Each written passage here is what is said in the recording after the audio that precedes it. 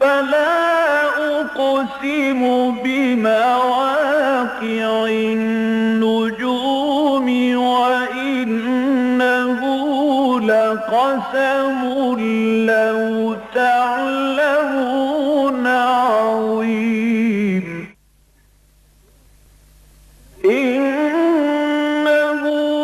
لقرآن كريم في كتاب مكنون لا يمسه إلا المطهرون تنزيل من رب العالمين.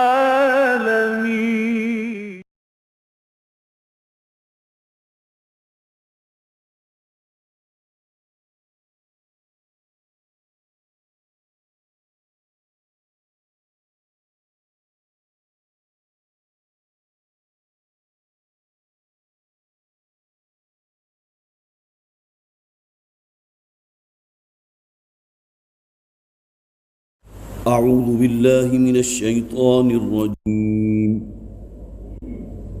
بسم الله الرحمن الرحيم. ولقد استهزئ برسل من قبلك فأمليت للذين كفروا ثم أخذتهم فكيف كان عقاب.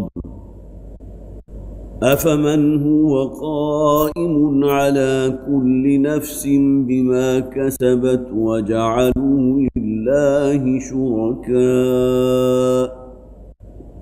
قل سموهم أم تنبئونه بما لا يعلم في الأرض أم بظاهر من القول بل زين للذين كفروا مكرهم وصدوا عن السبيل ومن يضلل الله فما له من هاد لهم عذاب في الحياة الدنيا ولعذاب الآخرة أشق وما لهم من الله من واق. مثل الجنة التي وعد المتقون تجري من تحتها الأنهار أكلها دائم وظلها تلك عقبى الذين اتقوا وعقبى الكافرين النار. والذين آتيناهم الكتاب يفرحون بما أنزل إليك ومن الأحزاب من ينكر بعضه قل إنما أمرت أن أعبد الله ولا أشرك به إليه أدعو وإليه مآب. وكذلك أنزلناه حكما عربيا ولئن اتبعت أهواءهم بعدما جاءك من العلم ما لك من الله من ولي ولا واق. ولقد أرسلنا رسلا من قبلك وجعلنا لهم أزواجا وذرية وما كان لرسول أن يأتي بآية إلا بإذن الله لكل أجل كتاب. صدق الله العظيم. رب اشرح لي صدري ويسر لي أمري واحلل عقدة من لساني يفقهوا قولي. اللهم ألهمنا رشدنا واعذنا من شرور أنفسنا. اللهم ألهمنا رشدنا واعذنا من شرور أنفسنا. آمين يا رب العالمين. ذرا جیسا کہ میں نے عرض کیا تھا ابھی درس سے پہلے کہ آج ہمیں سورہ رعد کے آخری دو کو انشاءاللہ مکمل کرنے ہیں۔ چونکہ آج کا درس آخری درس ہوگا، لہذا مناسب محسوس ہوتا ہے کہ چند سیلینٹ فیچر اس سورہ مبارکہ کے بطور یاد دہانی اور تذکرہ پھر آپ کے سامنے پیش کر دوں۔ سب سے پہلی بات تو یہ کہ یہ سورہ مبارکہ التذکیر بآلاء اللہ، اللہ تعالیٰ کی نعمتوں اور اس کی خلاقیت کی بڑے بڑے مظاہر جو تمہاری نگاہوں کے سامنے ہیں ان کو دیکھو اور اللہ کے پر ایمان اور اللہ کی معرفت اپنے دلوں میں پیدا کرو۔ اس کے بالمقابل وہ صورتیں تھیں کہ جن میں گزشتہ اقوام کے حالات تھے، قوم عاد ہے، قوم سمود ہے، قوم صالح ہے، قوم شعیب ہے، جنہیں التذکیر بایام اللہ کہا گیا۔ وہ صورتیں کہ جس میں نصیحت ہے، عبرت ہے اللہ کے بڑے بڑے دنوں کے حوالے سے، اور یہ دن وہ کہ جن میں ان قوموں کو ہلاک کر دیا گیا۔ لہذا اس پوری صورت میں آپ کو کسی رسول یا نبی کا کوئی ذکر نہیں ملے گا۔ التذکیر بآلاء اللہ، اللہ کی نعمتیں اور اس کی خلاقیت کے بڑے بڑے مظاہر کے اعتبار سے انسان جو ہے اس سے نصیحت حاصل کرے، اللہ کی معرفت پیدا کرے۔ پھر یہ کہ سورہ مبارکہ میں جس چیز کو اور زیادہ ہائی لائٹ کیا گیا وہ ان لوگوں کی طرف سے معجزات کا مطالبہ تھا، اور نہ صرف یہ بلکہ اس سے آگے بڑھ کر وہ عذاب کے جس کی بار بار آپ ہمیں دھمکیاں سنا رہے ہیں نبی صلی اللہ علیہ وسلم۔ ظاہر ہے اے نبی تو میں کہہ رہا ہوں، وہ تو اے محمد کہتے تھے، اس لیے کہ اگر حضور کو انہوں نے نبی اور رسول تسلیم کر لیا ہوتا تو پھر تو آگے کوئی معاملہ جو ہے آگے نہ بڑھتا۔ اور اس ضمن میں سورہ انفال کی وہ آیت یاد ہوگا میں نے آپ کو سنائی تھی، اللہم ان کان ھذا هو الحق من عندک فامطر علینا حجارۃ من السماء۔ ان میں سے بعض دریدہ دہن لوگ اتنے بھی تھے، وہ اتنے آگے بڑھ چکے تھے کہ وہ دعا کرتے تھے، اے پروردگار اگر جو کلام محمد پیش کر رہے ہیں صلی اللہ علیہ وسلم یہ واقعتاً حق ہے اور یہ تیرا کلام ہے تو پھر ہم پر آسمان سے پتھروں کی بارش نازل فرما دے۔ فامطر علینا حجارۃ من السماء، یہ تو گویا کہ آپ یہ سمجھیے کہ ان کی ڈھٹائی اور ان کی بے غیرتی کی انتہا ہے کہ اللہ سے دعا کر رہے ہیں اس اعتبار سے کہ اگر محمد حق ہے اور یہ قرآن حق ہے تو ہم اس کے لیے تیار ہیں کہ تو ہمارے اوپر آسمان سے عذاب نازل فرما دے۔ پھر حق و باطل کی کشمکش کے ضمن میں بڑی پیاری مثالیں ہمارے سامنے آئیں۔ جس طرح تم دیکھتے ہو، تمہارا مشاہدہ ہے کہ سیلاب آتا ہے، اس کے اوپر بہت جھاگ بھی ہے، جھاڑ جھکاڑ بھی ہے، پتے اور تنکے بھی ہیں، بظاہر تو وہ ان کے گویا کہ پانی کہیں تہہ میں نظر نہیں آ رہا، اور بظاہر جو شے نظر آ رہی ہے اس کی کوئی اصلاً حقیقت ہی نہیں ہے، جھاگ کی تو کوئی حقیقت نہیں۔ تیز ہوا چلے گی منتشر ہو جائے گی، یا یہ کہ وہی ہوا اس کو لے جا کر کہیں ساحل پر ڈال دے گی، خشکی پر لے جائے گی تو جھاگ جو ہے خشک ہو کر گویا اس کا کوئی وجود ہی نہیں تھا۔ تو یہ حق و باطل کی کشمکش ابتداءً تو محسوس ہوتا ہے کہ باطل اور کفر جو ہے بہت توانا بھی ہے اور بہت ان کے اندر جو ہے بڑی آنیاں جانیاں بھی ہیں، اور ان کی بڑی جو ہے گویا کہ معاملہ ہے اس حق کی بات کو اس کو سنب کرنے کے لیے، کچلنے کے لیے، لیکن حقیقتاً ان کی کوئی واقعتاً کسی کہا گیا کہ جاء الحق وزہق الباطل، حق آ گیا اور باطل جو ہے وہ بالکل پادر ہوا ہوا، اس کی اب کوئی وجود نہیں ہے، باطل کے لیے تو گویا کہ قیام ہے ہی نہیں۔ تو حق و باطل کی کشمکش کے لیے بہت ہی خوبصورت مثال دی گئی۔ اسی طرح ایک اور بڑی خوبصورت مثال تھی کہ جن خداؤں کو تم پکارتے ہو اور ان کے سامنے جو ہے ڈنڈوت کرتے ہو، نظر اندازی کرتے ہو، حاجت روائی کرتے ہو، مدد طلب کرتے ہو، اس کے لیے مثال دی گئی کہ گویا کہ ایک شخص ہے کہ جس کے سامنے پانی موجود ہے، وہ ذرا فاصلے پر ہے، وہ وہاں تک نہیں جا سکتا، مفلوج شخص ہے، اپنے دونوں ہاتھ اس نے جو ہے فضا میں بلند کیے ہیں اور اس بات کا خواہش مند ہے کہ پانی وہاں سے اٹھ کر اس کے ہاتھوں تک آ جائے اور اس کے ذریعے وہ اپنی پیاس بجھا سکے۔ یہ بھی بڑی خوبصورت مثال ہے کہ تمہارے ان خداؤں کی اس سے زیادہ کوئی حیثیت نہیں، جو نہ صرف یہ کہ اپنی کسی مدد پر قادر نہیں ہے، تمہاری کیا مدد کریں گے، تمہاری حاجت روائی کیا کریں گے۔ پھر جو پچھلی مرتبہ ہم نے آیات پڑھی تھی اس میں خاص طور پر بہت ہی خوبصورتی کے ساتھ ذکر تھا اولو الالباب کا، وہ لوگ کہ جو واقعتاً اللہ سے ڈرنے والے ہیں، اللہ کا تقوی اختیار کیے ہوئے ہیں، ہوش مند لوگ ہیں، عقل و خرد والے ہیں، ان کی 9 صفات کا ذکر کیا گیا۔ اس کو بھی ذہن میں تازہ کر لیجئے کہ اس لیے ظاہر ہے کہ یہ وہ باتیں ہیں کہ جو ہمارے لیے بھی گویا کہ ایسی ہیں کہ جس پر ہمیں سنجیدگی سے غور کرنا چاہیے، اور اگر ہماری زندگیوں کے اندر کسی اعتبار سے کوئی نقص ہے، کوئی کمی اور کوتاہی ہے ان صفات کے اعتبار سے، تو ہمیں کوشش کرنی چاہیے کہ یہ صفات ہمارے اندر بھی در آئیں۔ سب سے پہلے کہ اللہ سے جو وعدہ کیا اس کو پورا کرو۔ یہاں ظاہر ہے کہ اس کی میں تفصیل بیان نہیں کروں گا، وہ عہد الست جس پر خاص طور پر اشارہ کیا گیا تھا کہ ہم میں سے ہر شخص اللہ سے ایک وعدہ کر کے آیا ہے، پروردگار تو ہمارا رب ہے، ہم تیری ہی اطاعت اور بندگی کریں گے۔ دوسرے لوگوں سے جو وعدے کرتے ہو اس کو پورا کرو، ایفاء عہد ہمارے دین میں اس کا بہت اہم مقام ہے۔ جیسا کہ حضور نے فرمایا لا ایمان لمن لا امانت لہ ولا دین لمن لا عہد لہ، جس شخص میں ایمانت داری کا وصف نہیں ہے اس کا کوئی ایمان نہیں ہے، اور جس میں وعدہ کر کے اسے پورا کرنے کا وصف نہیں ہے اس کا کوئی دین نہیں ہے۔ تو لوگوں سے کیے ہوئے وعدے کو پورا کرو۔ پھر تیسرا حکم تھا کہ صلہ رحمی کرو۔ چوتھا یہ کہ اللہ کا تقوی اور اللہ کی خشیت اختیار کرو، اور اس میں میں نے آپ کو خاص طور پر وہ حدیث سنائی تھی کہ خواہ وہ تمہاری جلوت ہو یا خلوت ہو، ہر حال میں تمہارے دل میں اللہ کا خوف اور اللہ کا تقوی موجود رہنا چاہیے۔ پانچویں یہ کہ وہ برے حساب کا جو ہے وہ اندیشہ تمہیں رہنا چاہیے۔ ربنا اصرف عنا عذاب جہنم، اے پروردگار جہنم کے عذاب کو ہم سے دور رکھیو، اور ظاہر ہے کہ اس کو دور رکھنے کے لیے محنت تمہیں کرنی ہے، تمہارے اعمال ہوں گے، تمہاری سیرت و کردار ہوگی جو فیصلہ کن ہوگی کہ بالآخر تمہیں جہنم میں جھونکے جانا ہے یا آخرت میں اللہ کا وعدہ ہے جو جنت کا اہل تقویٰ کے لیے وہ تمہارے حصے میں آنے والی ہے۔ چھٹے یہ کہ صبر سے کام لو، اور ساتویں نماز کو قائم کرو، اور نماز کو اپنی جملہ صفات کے ساتھ،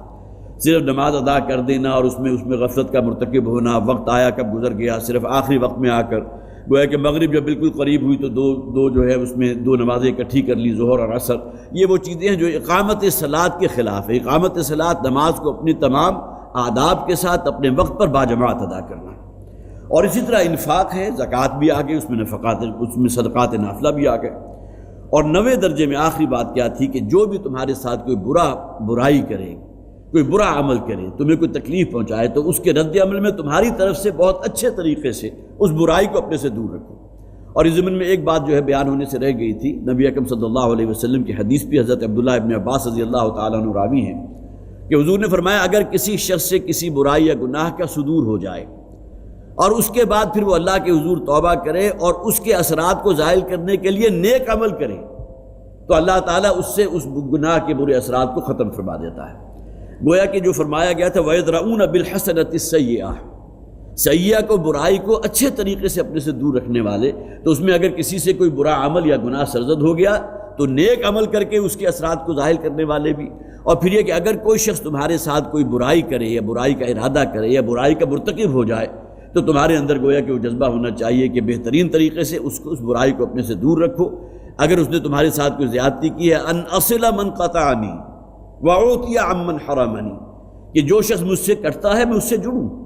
اور جو شخص مجھے محروم رکھتا ہے یا میرے ساتھ کوئی ایسا طرز عمل کرتا ہے جو برا ہے تو اس کے ساتھ اس نے سلوک سے پیش آؤں۔ یہ چند باتیں وہ تھی کہ جو ہم نے گویا کہ پچھلی مرتبہ بھی اس کا اعادہ ہوا تھا، اور پھر پوری صورت کا ایک اجمالی جسے آپ کہیے کہ اجمالی تجزیہ میں نے آپ کے سامنے چند منٹوں میں رکھ دیا۔ اب آئیے آج کی درس کی طرف۔ فرمایا وَلَقَدِ اسْتُهْزِئَ بِرُسُلٍ مِّن قَبْلِكَ فَأَمْلَيْتُ لِلَّذِينَ كَفَرُوا ثُمَّ أَخَذْتُهُمْ فَكَيْفَ كَانَ عِقَابِ۔ اے نبی صلی اللہ علیہ وسلم، آپ سے پہلے جو نبی اور رسول آتے رہے ان کا بھی بڑا ٹھٹا ہوتا رہا، مذاق اڑتا رہا، ان کے ساتھ بھی تمسخر اور استہزاء کا معاملہ ہوتا رہا۔ فَأَمْلَيْتُ لِلَّذِينَ كَفَرُوا، تو میں نے ان کافروں کو ڈھیل دی، ان کی رسی کو مزید دراز کیا۔ یہ اللہ تعالیٰ کی سنت ہے کہ کوئی شخص اگر کوئی برا عمل کرتا ہے، یہ اجتماعیت کے معاملے بھی ہے، قوموں کے معاملے میں بھی، اور انسان کے انفرادی اعتبار سے بھی۔ ایسا نہیں ہوتا کہ آپ نے کوئی گناہ کیا، کوئی برا عمل کیا تو فوری طور پر جو ہے اللہ کی طرف سے کوئی سزا آپ پر مسلط کر دی جائے۔ اگر ایسا ہوتا تو پھر ظاہر ہے کہ لوگوں کے لیے ہر وقت جو ہے وہ نشان عبرت کے طور پر بہت سی مثالیں سامنے ہوتی، یا خود اگر وہ کوئی کام ایسا کرتا تو اللہ کی طرف سے فوراً پکڑ آ جاتی۔ یہ اللہ کی سنت ہے، سَنَسْتَدْرِجُهُم مِّنْ حَيْثُ لَا يَعْلَمُونَ، یہ استدراج ہے، وَأَمْهِلْهُمْ تَمْهِيلًا، کہ میں نے انہیں ڈھیل دی ہے، ان کی رسی کو دراز کیا ہے۔ یہ معاملہ اللہ تعالیٰ کے جیسا کہ میں نے عرض کیا انسانوں کے ساتھ بھی ہے، اور اس معاملے میں بھی خاص طور پر اس بات کو نوٹ کیجئے، صحابہ کرام کے بارے میں یہ بات آتی ہے کہ اگر ان کے اوپر دنیا اور اس کی نعمتیں جو ہیں وہ گویا کہ وہ ہیں، اور اس سے وہ خوب اچھی طرح جو ہے وہ اپنی جو ہے سہولتیں بھی اگر کسی کو حاصل ہو گئی ہیں، اور اللہ کی طرف سے کوئی آزمائش نہیں آ رہی، کوئی پکڑ نہیں آ رہی، کسی اعتبار سے جو ہے کوئی اللہ کی طرف سے امتحان نہیں آ رہا، تو گھبرایا جایا کرتے تھے کہ کہیں ایسا نہ ہو کہ اللہ تعالیٰ کی طرف سے اسی سنت کا معاملہ میرے لیے بھی ہو رہا ہو کہ مجھے ڈھیل دی جا رہی ہو، ورنہ کہ یہ معاملہ کہ انسان ذرا وہ کسی کج رستے کی طرف جائے اور اللہ تعالیٰ فوری طور پر اسے متنبع کرنے کے لیے کسی نہ کسی آزمائش میں مبتلا کر دے۔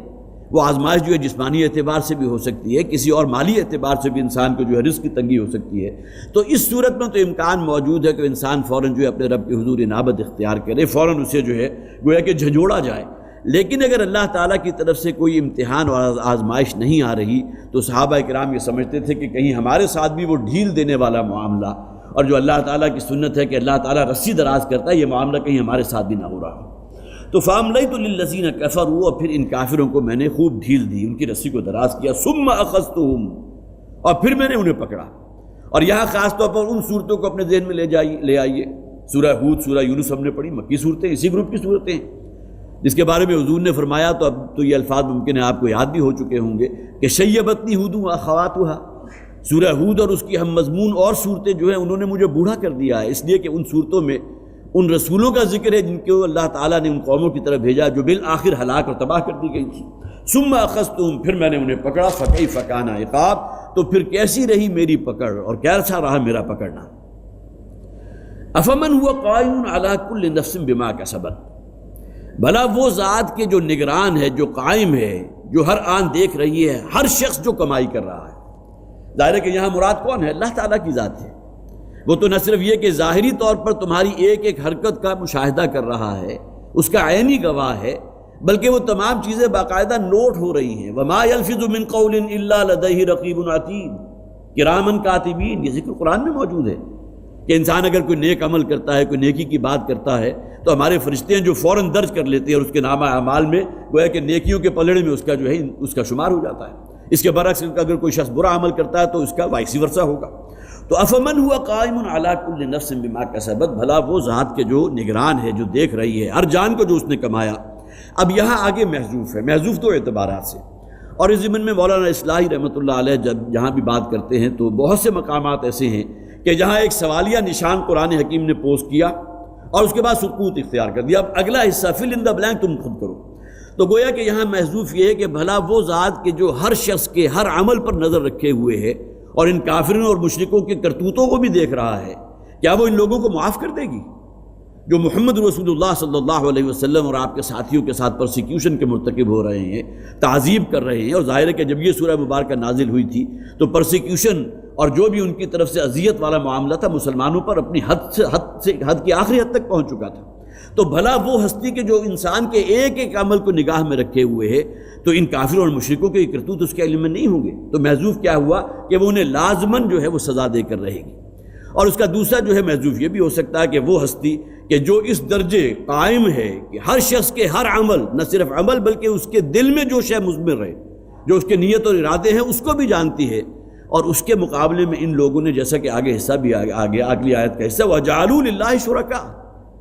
ان لوگوں نے گویا کہ اس ہستی کے اور شریک بنا دیے، اور ہستیاں ہیں کہ جنہیں مد مقابل بنا دیا اللہ کا۔ افمن ہوا قائم علی کل نفس بما کسبت، بھلا ان کے درمیان کوئی جو ہے نسبت و تناسب ہو سکتی ہے، کوئی موازنہ ہو سکتا ہے؟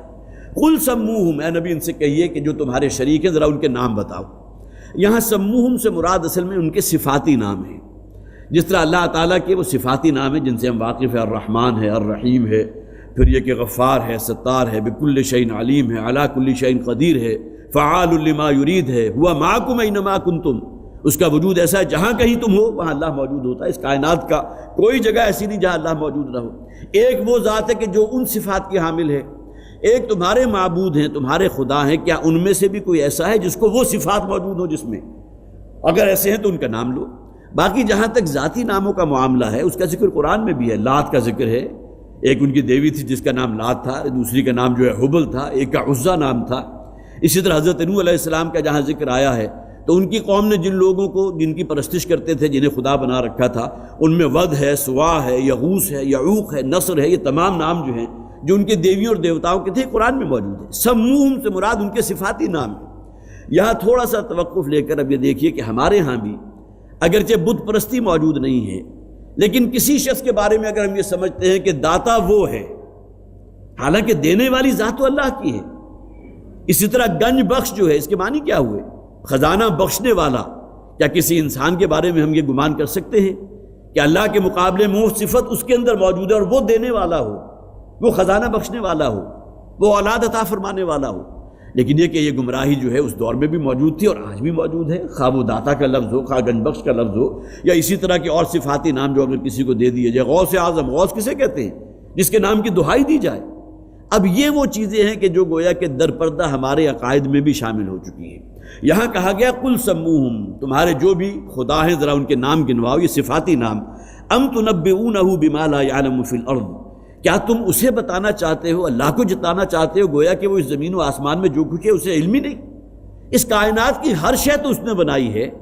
اور اس کے باوجود تم اپنے ذوم میں یہ سمجھتے ہو کہ کچھ اور ہستیاں خدا ایسے موجود ہیں جن کے اندر وہ صفات ہیں جو اللہ میں ہیں۔ گویا کہ اللہ کو خبر ہی نہیں، اللہ نے اپنے نائبین بھی بنا دی اور اللہ کے علم میں نہیں۔ بما لا یعلم فی الارض، گویا کہ وہ جانتا ہی نہیں کہ زمین کے اندر کیا ہے، تمہارے خدا کون ہے۔ ام بظاہر من القول، یا یہ جو تم کہہ رہے ہو اپنی زبان سے، یہ سوائے جسے آپ کہیے کہ تمہاری زبان کے پھاگ کے اور کچھ نہیں، تمہارے پاس کوئی علمی بنیاد ہے ہی نہیں۔ قل ہاتوا برہانکم ان کنتم صادقین، اگر تم اپنے اس دعوے میں سچے ہو کہ فلاں دیوی جو ہے وہ دولت کی دیوی ہے، فلاں دیوتا جو ہے وہ نر اولاد دینے والا ہے، تو اس کے لیے اگر تمہارے پاس کوئی ثبوت ہے تو وہ پیش کر دو۔ قل ہاتوا برہانکم ان کنتم صادقین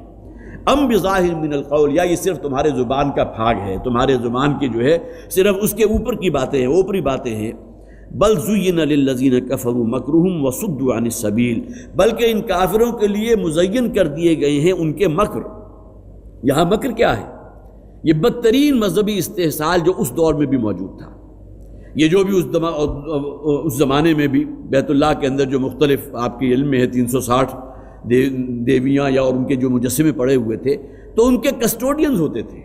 جس طرح آج بھی ہے۔ اور وہ شعر آپ نے سنا ہوگا، کیوں خاقلی کو مخلوق میں حائل رہیں پردے، پیران کلیسا کو کلیسا سے ہٹا دو۔ یہ بدترین مذہبی استحصال ہوتا ہے کہ اللہ تعالیٰ بہت دور ہے، وراء الورا ثم وراء الورا ہے، تم اپنی دعا اللہ تک نہیں پہنچا سکتے ہو۔ ہاں ہم نمائندے ہیں، فلاں دیوی کو خوش کر دو، ہمارے نظر نیاز جو ہے اس کا بندوبست کر دو، ہمارے لیے کوئی جو ہے وہ معاملہ آسان کر دو، تو ہم تمہاری اجداث اوپر پہنچا دیں گے۔ تو کیوں خالق و مخلوق میں حائل رہے پردے، پیران کلیسا کو کلیسا سے ہٹا دو۔ اس دور میں بھی یہ مذہبی پیشوا تھے کہ جو بدترین قسم کا مذہبی استحصال کر رہے تھے، یہ ان کا مکر تھا۔ لوگوں سے نذرانے وصول کرتے تھے، چندے وصول کرتے تھے، اور ان سے عیاشیاں کرتے تھے، اپنے گھروں کے جو ہے اس کو آباد کیا کرتے تھے، اس میں اپنے دولت جو ہے اس کے کھتے بھر کر رکھتے تھے۔ وَصُدُّوا عَنِ السَّبِيلِ، اور یہ وہ لوگ ہیں کہ جو گویا کہ اس راہ سے، السبیل سے روک دیے گئے۔ اور یہاں زُيِّنَ لِلَّذِينَ كَفَرُوا، یہ بڑے پیارے الفاظ ہیں، اس لیے قرآن حکیم میں یہ الفاظ اور اعتبارات سے بھی آئے ہیں۔ زُيِّنَ لَهُمُ الشَّيْطَانُ وَأَعْمَالَهُم، شیطان نے ان کے لیے ان کے اعمال کو مزین کر دیا۔ اور یہ انسان کے اندر یہ بات موجود ہے کہ اگر کوئی برائی اس سے سرزد ہو گئی ہے تو ایک تو انسانیت والی بات یہ ہوگی کہ شرمندگی ہو، خجالت ہو، پشیمانی ہو، احساس ندامت موجود ہو، اللہ کے حضور توبہ کرے۔ لیکن اس کے اندر ایک وہ عنصر دوسرا بھی موجود ہے جو فوری طور پر عقلی کوئی دلیل دے دے گا۔ مثلا آج کل ثقافت، یا یہ گویا کہ یہ ہمارا جو ہے ثقافتی ورثہ چلا آ رہا ہے، اور بے حیائی اور عریانی اور فحاشی، یہ تمام کام اس کی آڑ میں ہو رہے ہیں۔ ثقافتی ہمارا طائفہ اگر کہیں جا رہا ہے تو وہاں ہو کیا رہا ہے؟ وہاں عریانی کے مظاہر ہو رہے ہیں۔ تو ثقافت کو گویا کہ اس عنوان کو مزین کر دیا شیطان نے تمہارے لیے۔ اسی طرح اس دور میں کیا تھا، بالکل مادر ذات برہنہ ہو کر خانہ کعبہ کا طواف کرنا، شیطان نے ان کے دل میں پٹی پڑھا دی تھی کہ یہ تو بہت اونچے درجے کی نیکی ہے۔ تو یہ ہے اصل میں زُيِّنَ لِلَّذِينَ كَفَرُوا مَكْرُهُمْ، ان کے جو بھی مکر ہیں ان کافروں کے لیے بڑے مزین کر دیے۔ اور یہ ظاہر ہے کہ شیطان اس میں اصل میں وہ آلہ بنتا ہے کہ جو ان کے لیے ان کے اعمال کو مزین کر دیتا ہے۔ وَصُدُّوا عَنِ السَّبِيلِ، اور وہ سبیل سے، اس رستے سے روک دیے گئے، صراط مستقیم سے۔ وَمَن يُضْلِلِ اللَّهُ فَمَا لَهُ مِنْ هَادٍ، اور جسے اللہ تعالیٰ گمراہ کر دے تو پھر اس کے تو کوئی ہدایت دینے والا نہیں۔ یہاں پھر نوٹ کر لیجئے، اللہ تعالیٰ جبراً کسی کو گمراہ نہیں کرتا، معاذ اللہ، ورنہ تو اللہ تعالیٰ پھر وہ انصاف سے کام لینے والا تو نہیں ہوا، معاذ اللہ۔ اس میں تو پھر ظلم کا پہلو آ جائے گا۔ کوئی شخص حق کا طالب تھا لیکن اللہ تعالیٰ نے زبردستی اسے گناہی کے رستے پر ڈال دیا۔ یہاں جو ترجمہ ہوگا وَمَن يُضْلِلِ اللَّهُ فَمَا لَهُ مِنْ هَادٍ، جسے اللہ گمراہ کر دے، جو گویا کہ اپنی آزاد مرضی سے گمراہی کے رستے کو اختیار کر لے، وَإِمَّا شَاكِرًا وَإِمَّا كَفُورًا میں سے کفور والے رستے کو اختیار کرے، تو ظاہر ہے کہ پھر اللہ تعالیٰ بھی اس شخص کو ہدایت نہیں دیتا ہے۔ لَهُمْ عَذَابٌ فِي الدُّنْيَا وَالْعَذَابُ الْآخِرَةِ أَشَقُّ، ان کے لیے اس دنیا میں بھی بہت ہی برا عذاب ہے، بہت ہی رسوا کن عذاب ہے۔ اس دنیا میں عذاب ان پر مسلط کیا جائے گا، وَلَعَذَابُ الْآخِرَةِ أَشَقُّ، اور آخرت کا عذاب جو ہے وہ تو بہت ہی سخت ہے۔ وَمَا لَهُم مِّنَ اللَّهِ مِن وَاقٍ، اور ان کو اللہ کی پکڑ سے بچانے والی کوئی ذات نہیں ہوگی، کوئی طاقت ایسی نہیں جو انہیں اللہ کی پکڑ سے بچا دے۔ مَثَلُ الْجَنَّةِ الَّتِي وُعِدَ الْمُتَّقُونَ، اب یہاں دیکھیے ایک طرف مثال تھی، اور قرآن حکیم میں فوری کنٹراسٹ ہمیشہ رکھتا ہے۔ ایک تو یہ کہ جو بھی مخاطبین ہیں قرآن حکیم کی ان آیات کو سننے کے بعد اپنا انالیسس کر لیں کہ ان کا شمار کس طبقے میں ہو رہا ہے۔ آیا وہ لوگ کہ جو برے حساب کے دن تک پہنچا دیے جائیں گے، اہل جہنم ہے، اور فوراً کنٹراسٹ میں اللہ تعالیٰ جو ہے اہل جنت کا ذکر کرتا ہے، مثال اس جنت کی وعد المتقون کے جس کا متقیوں سے وعدہ کیا گیا، جن کے اندر گویا کہ عبادت رب کا جذبہ موجود ہے، اللہ کی بندگی اور اللہ کی اطاعت کرنے والے ہیں، تجری من تحتها الانہار، اور یہ وہ جنات وہ ہیں کہ جن کے دامن میں نہریں رواں ہیں، اکلھا دائم وظلھا، اس کا جو بھی میوہ ہوگا، جو اس کا پھل ہوگا اور اس کا سایہ ہمیشہ رہنے والا ہوگا۔ ایسا نہیں ہوگا جیسا تمہارے دنیا میں معاملات ہوتے ہیں کہ فلاں پھل جو ہے صرف فلاں سیزن میں آپ حاصل کر سکتے ہیں، بلکہ اس میں جنت کا جو بھی درخت ہوگا اس کا پھل ہمیشہ، اگر کسی شخص کا فرض کیجئے کہ سردیوں کے دنوں میں جو ہے آم کھانے کو جی چاہے اس کو میسر نہیں ہوگا، اگرچہ اب ہماری ٹیکنالوجی ہے کہ ہم تمام چیزیں سٹور کر لیتے ہیں، کولڈ سٹوریج جو ہے اس کے لیے بن گئے ہیں، لیکن یہ کہ جب یہ قرآن حکیم نازل ہو رہا تھا تو اس قسم کی تو کوئی شے نہیں تھی۔ لہٰذا پھر انسانی ذہن کے قریب ہو کر بات کی گئی کہ تمہارے اندر جو خواہشات ابھرتی ہیں، کوئی شخص اگر بے موسم کا پھل حاصل کرنا چاہے تو اس دنیا میں تو اس کے لیے کوئی اسباب موجود نہیں ہیں، اگرچہ میں نے کہا کہ آج بہرحال ہماری سائنس وہاں تک پہنچ گئی کہ آپ کو بے موسمی پھل جو ہے گویا کہ ہر سیزن میں آپ اس کو حاصل کر سکتے، لیکن اس دور میں تو نہیں تھا۔ تو جنت کی وہ صفات کہ جن کا ہم نے پچھلی مرتبہ بھی ذکر کیا تھا، اور خاص طور پر جو حضرات موجود نہیں تھے میں لے کر آیا تھا پچھلی مرتبہ، تھا الذین آمنوا وعملوا الصالحات طوبی لہم وحسن مآب۔ یہ طوبیٰ کا لفظ آیا تھا اور صحابہ کرام نے حضور سے سوال کیا تھا کہ حضور یہ طوبیٰ کیا ہے؟ اس لیے کہ لغت میں تو طوبیٰ کہتے ہیں مبارکباد ہے، تہنیت ہے، اور پھر یہ کہ گویا کہ شاباش ہے ان لوگوں کے لیے کہ جو اب جنت تک پہنچا دیے گئے، لیکن حضور نے اپنی ایک حدیث میں فرمایا ان فی الجنت شجرۃ یقال لہا طوبیٰ، حضور نے فرمایا کہ جنت میں ایک درخت ہے کہ جس کا نام طوبیٰ ہے، یسیر الراکب فی ظلھا 100 عام لا یقطعھا، اور اس کے سائے میں ایک مسافر جو ہے سفر کرے گا اور 100 برس تک وہ سفر کرتا رہے گا اور اس کا سایہ ختم نہیں ہوگا، جیسا کہ آج الفاظ آئے ہیں کہ ظلھا، اس کا ظل بھی اور اس کا جو بھی میوہ ہے وہ ہمیشگی کا ہوگا، دائم ہوگا۔ وزہرھا ریات، اور وہ درخت وہ ہوگا کہ جس کے اوپر جب پھول لگیں گے، ظاہر ہے کہ پھل جو ہے اس سے پہلے پھول لگتا ہے، تو پھول جو ہے وہ ریشمی ہوں گے، ریشم کے پھول ہوں گے۔ وورقھا برود، اور اس کے جو اوراق ہوں گے، اس کے جو پتے ہوں گے وہ دبیز ریشم کے ہوں گے۔ وقصبانھا عنبر، اور اس کی ٹہنیاں جو ہیں وہ عنبر کی ہوں گی۔ وبطاؤھا یاقوت، اور اس کا جو اصل جسے اس کے کنکر کہیں گے یا جس زمین کے اندر اسے بویا گیا ہے اس کے ارد گرد جو پتھر ہیں وہ یاقوت کے ہوں گے۔ وبطاؤھا یاقوت وترابھا کافور، اور پھر یہ کہ اس کا جو گودا ہے وہ کافور کا ہوگا۔ ورحلھا مسک، اور اس کا کیچڑ، یا اس کا یہاں ترجمہ کیچڑ کیا گیا، لیکن یہ کہ اس کے اندر سے جو فلیور آ رہا ہوگا، جو اس کی خوشبو ہوگی وہ کستوری کے حامل ہوگی۔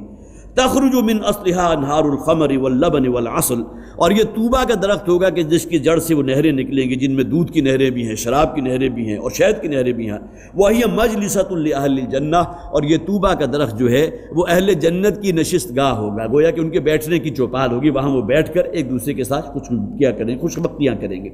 تو یہاں جنت کا ذکر اس اعتبار سے آیا، اور پچھلی مرتبہ کا جو درس تھا اس میں طوبیٰ کا لفظ آیا تھا۔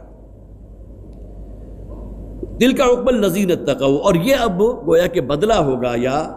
وہ انجام ہوگا ان لوگوں کا جو اہل تقویٰ ہیں، جو اللہ سے ڈرنے والے ہیں۔ وعقبی الذین کفروا النار وعقبی الکافرین النار، اور وہ کافروں کا جو ٹھکانہ اور ان کا جو انجام ہے وہ جہنم ہے۔ والذین آتیناہم الکتاب یفرحون بما انزل الیک ومن الاحزاب، اور وہ لوگ کہ جنہیں ہم نے کتاب دی تھی، یہاں کتاب سے مراد تورات اور انجیل ہے، بائبل ہے۔ یفرحون بما انزل الیک، وہ بڑے خوشی محسوس کرتے ہیں اس شے پر کہ جو اے نبی آپ پر نازل ہوا۔ یہاں اگرچہ وہ کا میں نے ترجمہ کیا، لیکن ان میں سے چند مراد ہیں، اور یہود کے جو علماء تھے ان میں ایسے لوگ موجود تھے کہ جو واقعتاً قرآن حکیم میں جب وہی باتیں آئیں جو تورات میں موجود تھی، اور پھر سب سے بڑھ کر یہ کہ تورات میں پیشین گوئی موجود تھی نبی اکرم صلی اللہ علیہ وسلم کی آمد کی، اور ساتھ ہی اس قرآن کا ذکر بھی تورات میں موجود تھا۔ لہذا جب یہ باتیں، یہ آیات ان تک پہنچی ہیں تو فرمایا گیا والذین آتیناہم الکتاب یفرحون بما انزل الیک، تو اے نبی جو آپ پر نازل کیا گیا ہے، جب یہ لوگ وہ سنتے ہیں تو ان میں سے کچھ وہ بھی ہیں کہ جو بڑے خوش ہوتے ہیں، اور ان میں حضرت عبداللہ ابن سلام رضی اللہ تعالیٰ عنہ کا نام ہے۔ واقعتاً یہ وہ صحابی ہیں جو حضور کے بہت قریب بھی ہوئے، اور پھر یہ کہ اور یہ یہودی علماء میں سے تھے، اور اس میں خاص طور پر ایک واقعہ میں نے آپ کو سنایا تھا، اگرچہ اس کی اس وقت تخریج میرے سامنے نہیں ہے، لیکن بہرحال وہ جب ہمارا درس چل رہا تھا اسی ضمن میں واقعہ آیا تھا۔ یہ ایک یہودی باپ کا جب انتقال ہونے کے قریب ہوا تھا، اس کے بیٹا موجود تھا وہاں،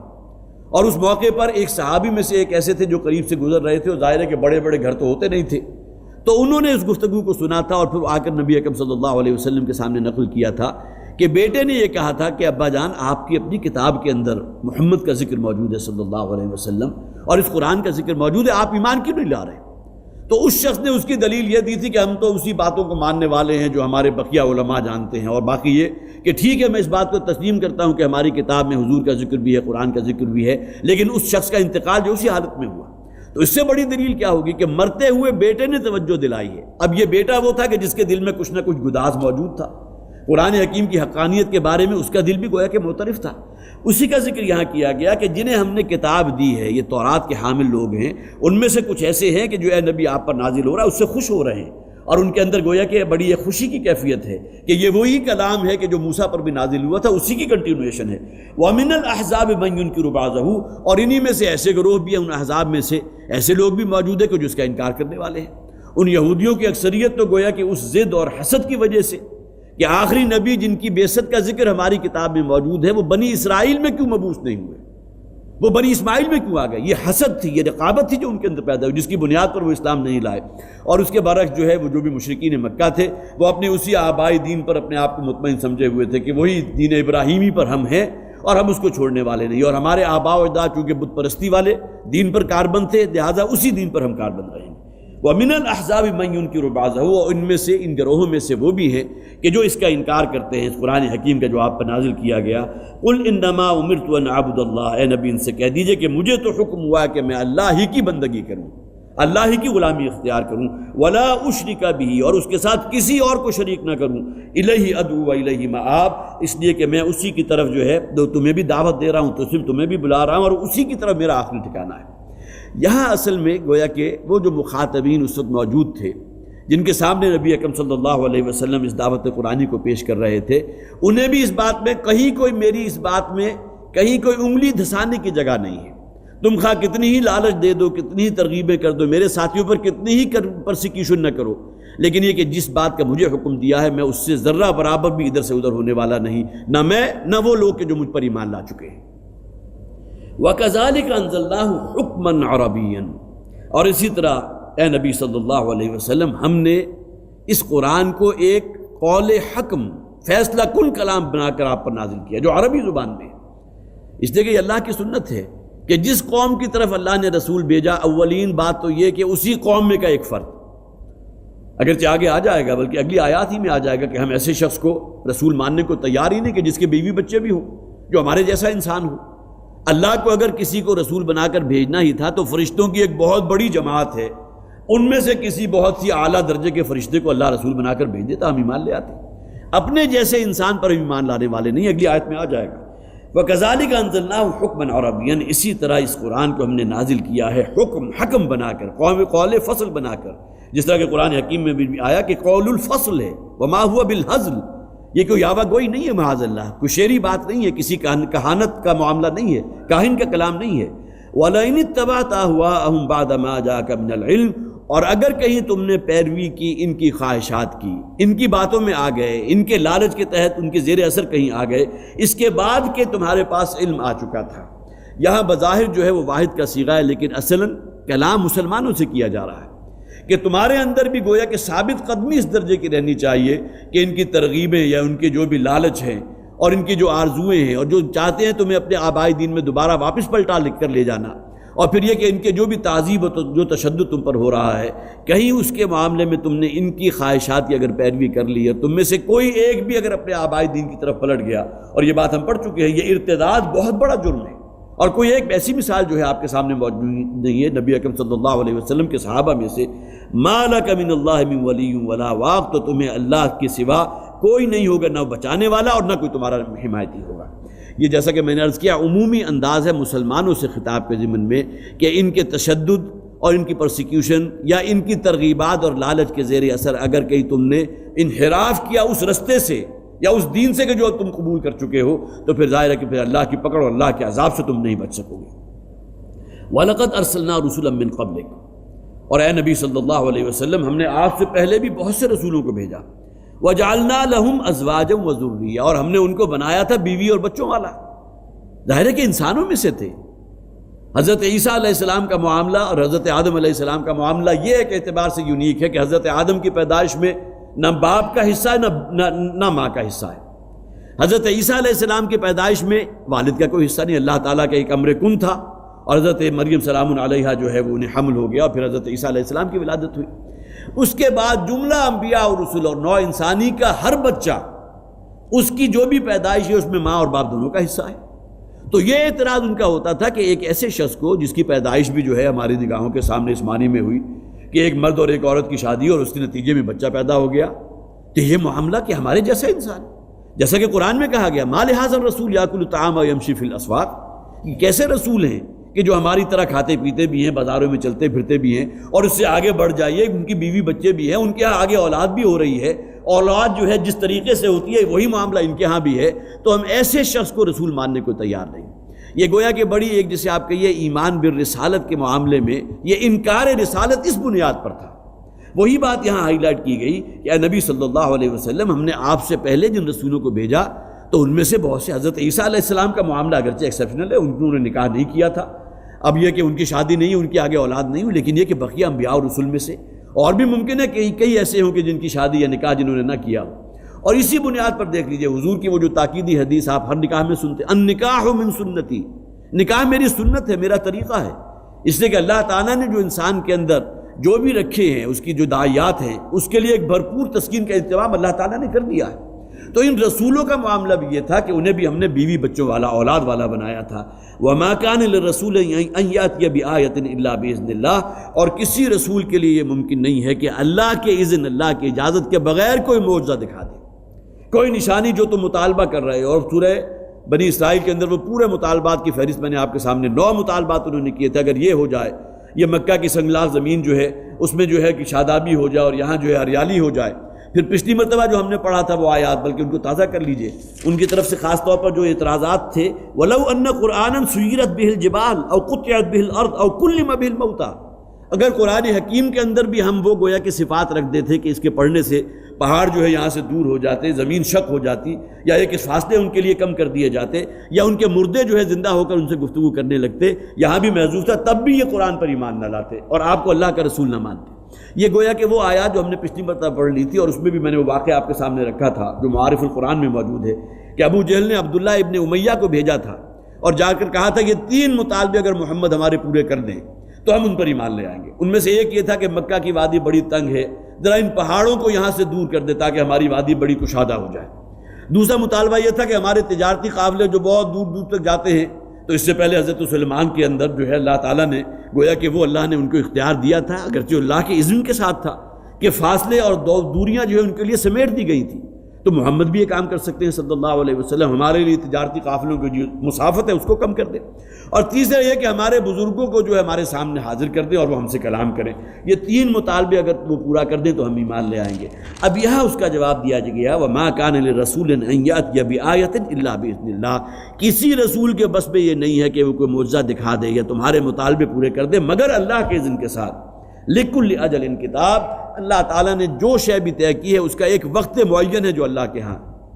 کوئی شخص جو ہے کسی پر اللہ نے اس دنیا میں عذاب بھیجنا ہے تو اس کا بھی وقت معین ہے، قوموں پر عذاب بھیجا گیا تو اس کا بھی وقت معین ہے۔ یمحو اللہ ما یشاء ویثبت، اللہ تعالیٰ جس شے کو چاہتا ہے مٹا دیتا ہے اور جس شے کو چاہتا ہے باقی رکھتا ہے۔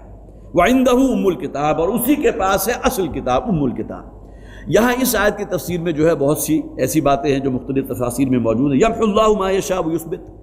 یہاں گویا کہ شرعی احکامات ہیں کہ اللہ تعالیٰ احکامات کے اندر بھی جو تدریج پیدا فرماتا ہے۔ بہت سی شریعتیں پہلے اقوام کی وہ تھی جن میں احکامات مختلف تھے، جس طرح آپ کو معلوم ہے آج بھی عیسائیوں کا روزہ جو ہے، رات جیسے ہی آنکھ لگے گی سوتے ہی ان کے روزہ گویا کہ اس کا شروع ہو جائے گا، اور رات کے اس پورا دورانیہ بھی شامل ہے، اور اگلا دن غروب آفتاب تک ان کا روزہ جو ہے باقی رہتا ہے۔ آج بھی ان کا روزہ اسی طرح ہے۔ اسی طرح اور بھی شرعی احکامات بہت سے ایسے تھے۔ یوم السبت کے بارے میں بھی نوٹ کیجئے، وہ پورا دن طلوع آفتاب سے لے کے غروب آفتاب تک، ہفتے کا دن یہود کے لیے کاروبار دنیاوی کے اعتبار سے حرام تھا، اس دوران میں کوئی کاروبار نہیں کر سکتے، لیکن انہوں نے جو ہیلا بنایا، اصحاب سبت کا واقعہ آپ میں سے بہت لوگوں کو یاد ہوگا جو مچھلیوں والے تھے، اور پھر اللہ تعالیٰ نے اس دنیا میں بھی انتہائی رسوا کن عذاب ان کے اوپر مسلط کیا۔ تو گویا کہ اللہ تعالیٰ شرعی احکامات کے اندر سے بھی گویا کہ جو چاہتا ہے اگلی قوموں کے لیے، بعد میں آنے والی شریعت کے لیے، ان احکامات کے اندر تبدیلی پیدا کر دیتا ہے۔ اور اسی طرح یہ بھی مراد لیا گیا کہ اللہ تعالیٰ جسے چاہتا ہے مٹا دیتا ہے۔ یہ بظاہر کفر اور شرک جو ہے بڑی آندھیوں کی شکل میں آ رہے ہیں، بہت ان کے اندر گویا کہ محسوس ہوتا ہے بڑی چکا چوند ہے، آنکھوں کو خیرہ کرنے والی ہیں، لیکن یہ کہ اللہ تعالیٰ ان تمام قوتوں کو باطل کر دے گا، سب ختم ہو جائیں گے، اور وہ یثبت، اور جسے چاہے گا اللہ باقی رکھے گا۔ جاء الحق وزهق الباطل، یہ بھی مراد ہو سکتی ہے۔ وعنده ام الکتاب، اور اس کے پاس ہے اصل کتاب۔ یہاں اصل میں کہتے ہیں، ان کا ترجمہ تو ماں ہے، قرآن حکیم میں بھی یہ لفظ آیا ام القریٰ، بستیوں کی ماں، گویا کہ پورے روئے ارضی پر جتنی بھی بستیاں ہیں، جتنے بھی علاقے ہیں، اس میں مکہ جو ہے ام القریٰ اسے قرآن نے قرار دیا، وہ تمام بستیوں کی ماں ہے۔ اسی طرح ام السنہ کی ایک اصطلاح ہے احادیث کے اندر، خاص طور پر حضرت جبرائیل علیہ السلام جس میں آئے تھے حضور کے پاس انسانی شکل میں، جسے حدیث جبرائیل کہتے ہیں، اس کے بارے میں یہ ام السنہ ہے، احادیث میں گویا کہ تمام احادیث کی ماں کا درجہ رکھتی ہے۔ اسی طرح آپ کو معلوم ہے ام القرآن، سورہ فاتحہ کو ام القرآن کہا گیا، یہاں بھی لفظ ام ہے، ماں کہتے ہیں، ام السنہ، ام الکتاب یہاں آ گیا۔ ام المحارب، حضور کے احادیث میں اس بڑی جنگ کا ذکر موجود ہے جو قیامت سے پہلے ہوگی اور جس میں بہت وسیع پیمانوں پر ہلاکتیں ہوں گی، اور حدیث کے الفاظ پھر آپ کو تازہ کرا دوں، ڈاکٹر صاحب اس کو بیان کیا کرتے تھے کہ اگر کسی شخص کے 100 بیٹے ہیں تو 99 ہلاک ہو جائیں گے، صرف ایک باقی بچے گا۔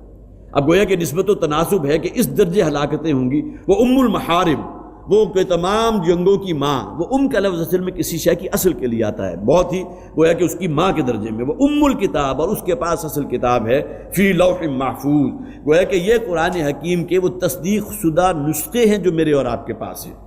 آج قرآن جو ہے سیڈیز کی شکل میں موجود ہے، ڈی وی ڈیز کی شکل میں موجود ہے، صفحہ کرتاس پر لکھا ہوا موجود ہے، لوگوں کے سینوں میں حفظ کی شکل میں موجود ہے، لیکن اصل کتاب کیا ہے؟ فی لوح محفوظ، وہ کہیں 7ویں آسمان پر جو ہے وہ ام الکتاب کی شکل میں اصل قرآن حکیم کا نسخہ موجود ہے۔ وَإِمَّا نُرِيَنَّكَ بَعْضَ الَّذِي نَعِدُهُمْ، اور اے نبی صلی اللہ علیہ وسلم جو وعیدیں ہم انہیں سناتے رہیں، جو دھمکیاں دیتے رہیں، جو عذاب کی خبریں ان تک پہنچاتے رہیں، اگر ہم چاہیں تو آپ کی زندگی ہی میں آپ کو دکھا دیں۔ گویا کہ اللہ کو تو اختیار ہے، اور یہ بات میں پہلے عرض کر چکا ہوں کہ عذاب خداوندی کا جو کوڑا ان کی پیٹھ پر برسا ہے وہ غزوہ بدر کے دن، جبکہ 70 ان کے جو بڑے بڑے سردار تھے وہ ہلاک کر دیے گئے، اور میدان بدر میں کھجور کے کٹے ہوئے تنوں کی طرح وہاں ان کے لاشیں پڑے ہوئے تھے۔ یہ عذاب خداوندی کا پہلا کوڑا تھا۔ تو اِمَّا نُرِيَنَّكَ بَعْضَ الَّذِي نَعِدُهُمْ، جو ہم نے ان سے عذاب کے وعدے کیے ہیں، جو وعیدیں انہیں سنائی ہیں، جو دھمکیاں آپ کی زبانی ان تک پہنچاتے رہے ہیں، اگر ہم چاہیں تو آپ کی زندگی میں آپ کے سامنے دکھا دیں، او نَتَوَفَّيَنَّكَ، یا یہ کہ آپ کو اپنے پاس بلانے کے بعد ان پر عذاب مسلط کرے، ہمارا اختیار ہے، یہ ہماری حکمت اس کی متقاضی ہوگی۔ فَإِنَّمَا عَلَيْكَ الْبَلَاغُ، اے نبی صلی اللہ علیہ وسلم، آپ کے ذمے جو ذمہ داری ہم نے لگائی ہے، آپ کے کاندھوں پر جو ہم نے بھاری بوجھ ڈالا ہے، وہ ہے اصل میں دعوت اور تبلیغ اور کسی شے کو دوسرے تک پہنچا دینا۔ فَإِنَّمَا عَلَيْكَ الْبَلَاغُ، آپ کے ذمے تو قرآن اور اس دین کی بات کو ان تک پہنچا دینا ہے۔ باقی یہ اختیار ہم نے آپ کو نہیں دیا کہ زبردستی کسی کو کھینچ کے راہ راست پر اور اسلام کی تابع کر دیں، صراط مستقیم پر گامزن کر دیں، یہ اختیار ہم نے آپ کو نہیں دیا۔ انک لا تہدی من احببت ولکن اللہ یہدی من یشاء، اے نبی صلی اللہ علیہ وسلم، جس کے بارے میں آپ چاہیں یا جسے آپ پسند کریں، آپ کو ہم نے اختیار نہیں دیا کہ آپ اس کو ایمان کے اندر لے آئیں، ایمان میں کھینچ لائیں۔ اصل میں یہ اختیار تو اللہ کا ہے، اور اللہ تعالیٰ کسی شخص کے اندر اس طلب کو دیکھتا ہے کہ ایمان کے لیے طلب اس کے اندر موجود ہے یا نہیں۔ فَإِنَّمَا عَلَيْكَ الْبَلَاغُ، تو آپ کے ذمے تو اس قرآن کا پہنچا دینا ہے۔ وَعَلَيْنَا الْحِسَابُ، اور ہمارے ذمے ان کا حساب لینا ہے۔ ظاہر ہے ان کے جو بھی کرتوت ہیں اور جس طرح یہ اللہ کے رستے سے روک رہے ہیں، تو ان میں سے کسی کو اللہ معاف نہیں کرے گا۔ اس دنیا میں بھی ان پر عذاب آیا، اور جیسا کہ میں نے عرض کیا تھا کہ عذاب کی شکل وہ غزوہ بدر کے موقع پر، اور ابو جہل کی ہلاکت 3 ایجرز، حضرت معاذ، حضرت معوذ، جن کی عمر ابھی 16-17 سال بھی نہیں تھی، بعض روایات میں 13-14 برس کی عمر تھی، ان کے ہاتھوں جہنم واصل ہوا ہے وہ شخص کہ جو اسے فرعون کا دعویٰ تھا، اور جس کے بارے میں خود حضور نے یہ فرمایا کہ ھذا فرعون ھذہ الامہ۔ جب حضور اس کے لاشے کے قریب سے گزرے ہیں تو آپ کھڑے ہو گئے اور آپ نے فرمایا کہ یہ اصل میں اس قوم کا، اپنی قوم کا فرعون تھا۔ وہ کون تھا؟ یہی تھا ابو جہل۔ تو اس کی ہلاکت جو ہے وہ گویا کہ اس کی طرف اشارہ کیا گیا کہ چاہیں تو ہم اس دنیا میں جو ہے ان کو عذاب دے دیں، اور پھر یہ کہ ان کا حساب اور آخرت کا شدید ترین عذاب جو انہیں دینا وہ ہمارے ذمہ ہے۔ اولم یروا انا ناتی الارض ننقصها من اطرافها، کیا یہ لوگ اس کو نہیں دیکھتے یا ان کے مشاہدے میں نہیں ہے کہ ہم زمین کو ان کے اطراف سے تنگ کر رہے ہیں؟ بہت ہی پیارا انداز ہے، گویا کہ یہ حق کی دعوت اب پھیل رہی ہے، حق پھیل رہا ہے اور کفر اور شرک جو ہے وہ سکڑ رہا ہے۔ اس آیت مبارکہ کے بارے میں بعض تفاسیر میں یہ ہے کہ یہ آیت جو ہے وہ مدنی ہے، لیکن یہ کہ بہرحال اس کی مکی اعتبار سے بھی اس کی تفصیل کی جا سکتی ہے کہ عنقریب یہ لوگ دیکھیں گے کہ ان کا کفر اور ان کا شرک جو ہے بالکل سکڑ کر بالآخر ختم ہو جائے گا، اور یہ حق کی دعوت جو آج بہت ہی کم ہے، بہت کمزور نظر آ رہی ہے، حق کا ساتھ دینے والے بہت کم ہیں۔ اولم یروا انا ناتی الارض ننقصها من اطرافها، کیا دیکھ نہیں رہے کہ زمین ان کے اطراف سے ان پر تنگ کی جا رہی ہے؟ حق کی بات پھیل رہی ہے، لوگوں کے اندر اس بات کا چرچا ہو رہا ہے، لوگ اس کو قبول کر رہے ہیں۔ تمہارا شدید سے شدید جو ہے تشدد، وہ بھی ان میں سے کسی شخص کو واپس اپنے دین تک نہیں پلٹا سکا، تو یہ بات تمہاری عبرت کے لیے کافی نہیں ہے، تمہارے مشاہدے کی بات نہیں ہے کہ حق جو ہے وہ بڑھ رہا ہے اور تمہارا کفر جو ہے وہ سکڑ رہا ہے۔ واللہ یحکم لا معقب لحکمہ، اور اللہ تعالیٰ جو ہے وہ حکم فرمانے والا ہے، اس کا کلام بھی فیصلہ کن ہے، اور جو اس کا حکم ہوگا، جو اس کا فیصلہ ہوگا وہ فیصلہ کن ہوگا۔ لا معقب لحکمہ، اس کے حکم کا تعاقب کرنے والی کوئی طاقت نہیں۔ اس کا ایک ترجمہ بھی یہ کیا گیا کہ اس کے فیصلے پر نظر ثانی کرنے والا کوئی نہیں ہے، جو اللہ تعالیٰ فیصلہ کر دے گا وہ بات لازماً ہو کر رہے گی۔ وہ سریع الحساب، اور اللہ تعالیٰ جو ہے وہ حساب لینے میں بہت جلدی کرتا ہے، اس میں اسے کوئی دیر نہیں لگتی۔ لاکھوں کروڑوں اربوں کھربوں انسان کا حساب لینا، ان کا ریکارڈ رکھنا اللہ تعالیٰ کے لیے چندہ مشکل کام نہیں ہے۔ وَقَدْ مَكَرَ الَّذِينَ مِن قَبْلِهِمْ، ان سے پہلے جو لوگ تھے انہوں نے بھی بڑی چالیں چلی تھیں۔ یہاں گویا کہ ان اقوام کا پھر ذکر ہو رہا ہے جن کی طرف اللہ تعالیٰ نے اپنے رسولوں کو بھیجا، ان میں سے کوئی بھی محفوظ نہیں رہا، ان کا بھی تمسخر ہوا، استہزاء ہوا، جو اہل ایمان تھے ان پر تشدد بھی ہوا۔ حضرت نوح علیہ السلام 950 برس تک دعوت کا فریضہ انجام دیتے رہے، ان کا جس طرح تمسخر اٹھتا رہا ہے اس کا ذکر قرآن حکیم میں بھی موجود ہے۔ اور پھر یہ کہ جس قسم کا جو ہے انہیں ذہنی اذیتیں دی گئی، حضرت موسیٰ علیہ السلام ان کا ذکر موجود ہے۔ لم تؤذوننی وقد تعلمون انی رسول اللہ الیکم، کیوں مجھے ایذا پہنچا رہے ہو؟ اور یہ ایذا جو ہے کوئی جسمانی اس نوعیت کی نہیں تھی کہ حضرت موسیٰ علیہ السلام کو پر کوئی تشدد کیا گیا ہو، یہ اصل میں وہ روحانی ایذا تھی جسے آپ ذہنی ایذا کہیں گے، کہ وہ قوم کے جس پر اللہ تعالیٰ کے اتنے بڑے بڑے انعامات و احسان ہوئے تھے، من و سلوہ ان کے لیے نازل کیا گیا، سمندر کو ان کے لیے پھاڑ دیا گیا، آسمان پر ایک سائبان اللہ تعالیٰ نے ان کے لیے سایہ فکن کر دیا، یہ تمام، اور پھر یہ کہ یہی حضرت موسیٰ علیہ السلام کی قوم تھی کہ وہ ایک چٹان کے اوپر حضرت موسیٰ نے اپنا عصا مارا ہے، 12 چشمے اس میں سے پھوٹ بہے۔ یہ قوم جس پر اللہ کے اتنے بڑے انعامات و احسانات تھے، لیکن جب وقت قتال اور وقت جہاد آیا، اذهب انت وربك فقاتلا انا هاهنا قاعدون، جاؤ موسیٰ تم اور تمہارا رب تم دونوں جا کے لڑائی کرو، جنگ کرو، ہم تو یہیں بیٹھے ہیں، ہم تو یہاں سے ہلنے والے نہیں ہیں۔ اب اس سے بڑھ کر ایذا کسی نبی اور رسول کے تو کوئی نہیں ہو سکتی کہ ان کا ساتھ دینے والا پوری قوم میں سے کوئی نہیں۔ بعض روایات میں ہے حضرت ہارون جو حضرت موسیٰ کے بھائی تھے، اور ایک حضرت یوشع ابن نون، صرف یہ 3 افراد تھے کہ جنہوں نے گویا کہ لبیک کہا تھا اس قتال کے، اللہ کی طرف سے قتال کا جو حکم آیا تھا۔ پوری کی پوری قوم، بعض روایات میں 6 لاکھ کی تعداد تھی، لیکن چٹا اور کوڑا جواب دے دیا، اذهب انت وربك فقاتلا انا هاهنا قاعدون۔ تو اے نبی صلی اللہ علیہ وسلم، آپ سے پہلے جو لوگ تھے ان کی بھی بڑی چالیں تھیں، انہوں نے بھی بڑا تمسخر استہزاء کیا، انہوں نے بھی بڑی ایذا پہنچائی اپنے نبیوں رسولوں کی۔ فللہ المکر جمیعا، لیکن بالآخر تمام تدابیر تو اللہ کے ہاتھ میں ہے، وہ تو اللہ کو کوئی نقصان نہیں پہنچا سکے۔ جیسا کہ یہ بات موجود ہے، اگر اس کائنات کا ہر شخص اور پھر یہ کہ ہر قوت مل کر یہ چاہے کہ کوئی فیصلہ ایسا کر دے جو اللہ کے حکم کے خلاف ہو تو نہیں ہو سکتا، اور پھر اگر تمام قوتیں مل کر چاہیں کہ کچھ ایسا کر لیں جو اللہ کی جناب میں جو طے ہو چکی ہے، اور وہ گویا کہ چاہے کہ اس کو روک دے، وہ نہیں ہو سکتی، وہ اللہ کے اختیار میں۔ فَلِلَّهِ الْمَكْرُ جَمِيعًا، ہر تدبیر اور ہر کام کا بالآخر اختیار اللہ کے پاس ہے، وہ القہار ہے، وہ ایبسولوٹ کنٹرولر ہے۔ انما امرہ اذا اراد شیئا ان یقول له کن فیکون، یہ شاید شان کن فیکونی وہ تو اس کا خاصہ ہے، اس کا اختیار ہے۔ تمام تدابیر جو ہے اللہ کے اختیار میں ہے۔ ظاہر ہے کہ اللہ کی تدبیر کے معاملے میں انہم یکیدون کیدا واکید کیدا، یہ لوگ اپنی چالیں چل رہے ہیں، اور ظاہر ہے کہ نبی اکرم صلی اللہ علیہ وسلم کے بھی اس رستے میں جس طرح روڑے اٹکائے گئے ہیں، جس طرح تشدد کیا گیا، اس کی مثالیں آپ کے ساتھ دیں۔ واکید کیدا، اور میری بھی اپنی تدبیر ہے، میں بھی ان کے خلاف چال چل رہا ہوں۔ ان کی تمام چالیں دھری رہ گئی، اور بالآخر جو ہے حق غالب ہو گیا، اور ان کا باطل جو ہے وہ پادر ہوا ہو گیا، اس کی تو کوئی وجود نہیں رہا۔ تو فللہ المکر جمیعا، تمام چیزوں تمام تدابیر کا اختیار جو ہے وہ اللہ کے پاس میں ہے، اللہ کے اختیار میں ہے۔ یعلم ما تکسب کل نفس، اور وہ جانتا ہے ہر جان جو کچھ کما رہی ہے، خواہ وہ خیر کی بات ہے خواہ شر کی بات ہے۔ لیکن یہاں اگر آپ سیاق و سباق سامنے رکھیں گے تو یہاں اصل میں ذکر ہو رہا ہے کافروں اور مشرکوں کا۔ لہذا ان کا کوئی جو ہے، جن کے کرتوتوں میں سے کوئی ایسی نہیں ہے جو اللہ کے علم سے باہر ہو۔ یعلم ما تکسب کل نفس، وہ خوب جانتا ہے ہر کمائی جو ہر جان کر رہی ہے۔ وسیعلم الکفار لمن عقبی الدار، اور ان قریب ان کافروں کو بھی معلوم ہو جائے گا کہ کس کے لیے ہے وہ انجام کا گھر۔ گویا کہ اس دنیا میں تو ان کو جو بھی نعمتیں حاصل ہیں، یہاں کے جو سامان دنیاوی ہے، یہاں کا جو متاع دنیا ہے،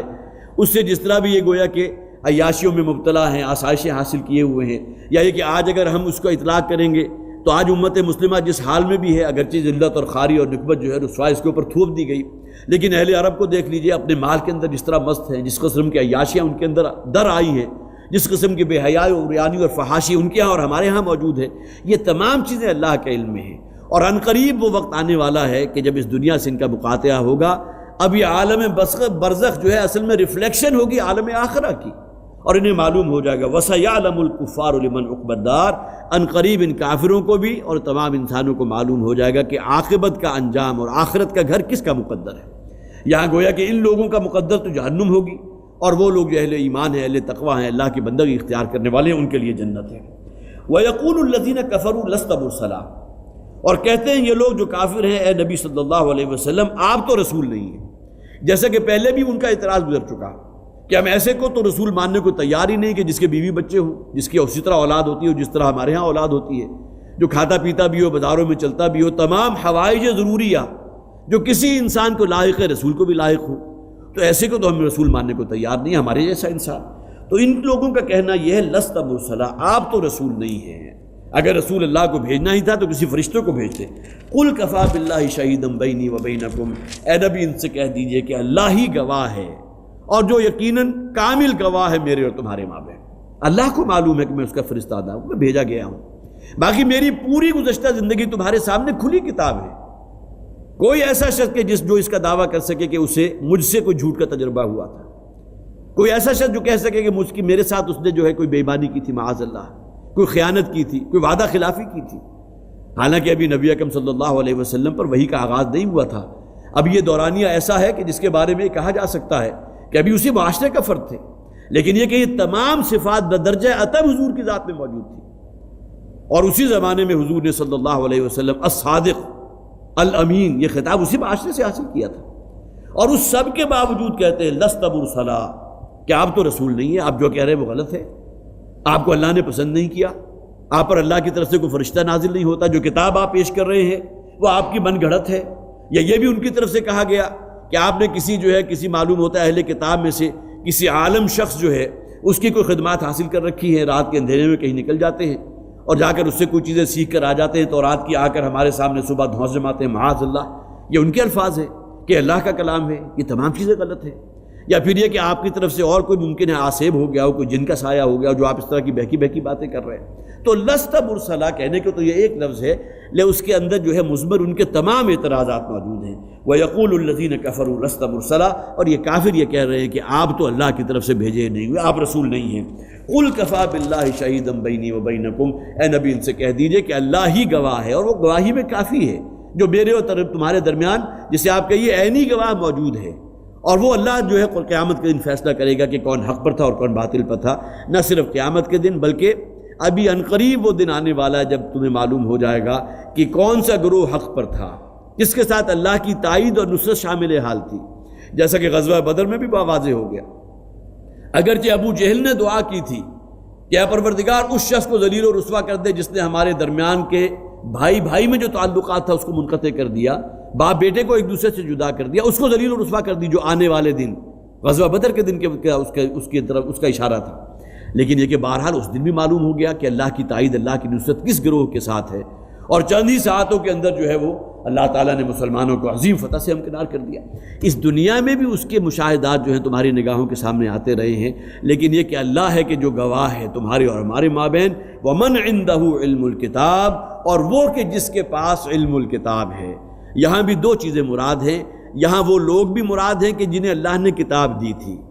جن پر حقانیت واضح ہو چکی تھی، عبداللہ ابن سلام رضی اللہ تعالیٰ اس کی روشن ترین مثال، اور بھی بہت سے لوگ تھے کہ جن کے دل جو ہے قرآن نے فتح کر لیے تھے، اور جنہیں معلوم تھا اہل کتاب میں سے، یہود میں سے، کہ اللہ کے رسول ہیں۔ لیکن یہ کہ ایک دوسرا ترجمہ اس کا بھی یہ بھی کیا گیا وَمَنْ عِنْدَهُ عِلْمُ الْكِتَابِ، اور گویا کہ وہ کہ جس کے پاس کتاب کا علم ہے، یہاں مراد اللہ کی ذات ہے کہ وہی ہے کہ جو تمہارے اور ہمارے درمیان گواہ بنے گی، اور وہی ہے کہ جس کو فیصلے کا اختیار ہوگا، اور قیامت کے دن اس کا فیصلہ یقیناً عدل و انصاف پر مشتمل ہوگا۔ حضرات، یہاں یہ سورہ رعد کے 4 رکوع مکمل ہو گئے۔ 43 آیات اس سورہ مبارکہ میں تھی، بلکہ 2 رکوع ہم نے آج پڑھے ہیں اور 4 ہم اس سے پہلے پڑھ چکے تھے، کل 6 رکوع مکمل ہوئے۔ انشاءاللہ اب جو ہماری اگلی نشست ہوگی اس میں اگلی سورہ ابراہیم کا مطالعہ شروع کریں گے۔ بارک اللہ لی ولکم فی القرآن العظیم ونفعنی وإیاکم بالآیات والذکر الحکیم۔